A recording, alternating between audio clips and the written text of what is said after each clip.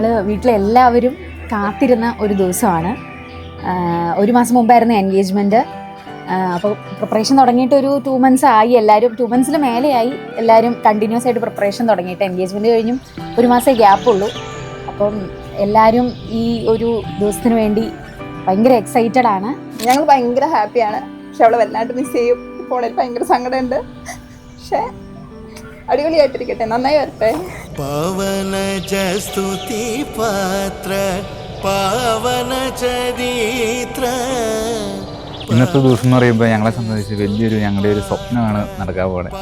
എനിക്കിപ്പോൾ ഗോപിക എന്ന് പറയുമ്പോൾ അവളാണ് എൻ്റെ കുട്ടിക്കാലം മുതൽ എനിക്ക് എന്ത് പറയാനും, ഞങ്ങൾ അങ്ങോട്ട് വഴക്കും കാര്യങ്ങളൊക്കെ ഉണ്ട്, എന്നാലും എല്ലാം പറയാനും എനിക്ക് സപ്പോർട്ടായിട്ടും എല്ലാം അവളാണ്.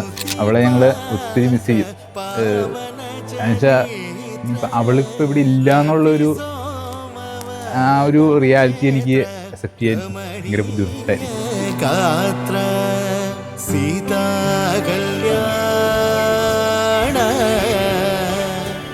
വൈഭോഗമേ രാമ കല്യാണ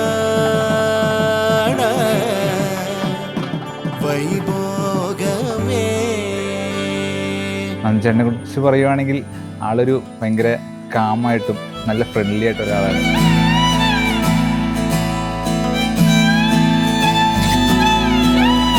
വളരെ ജെന്യുവനായിട്ടുള്ള ഒരാളാണ്.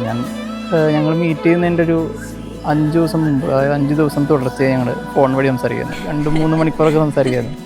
അപ്പോഴെല്ലാം തോന്നിയില്ല, വളരെ റിഫ്രഷിങ് ആണ് ആളുടെ സംസാരം കേൾക്കുക. കാരണം എന്താ വെച്ചാൽ വളരെ ജെന്യുവനാണ്, ഓണസ്റ്റാണ്.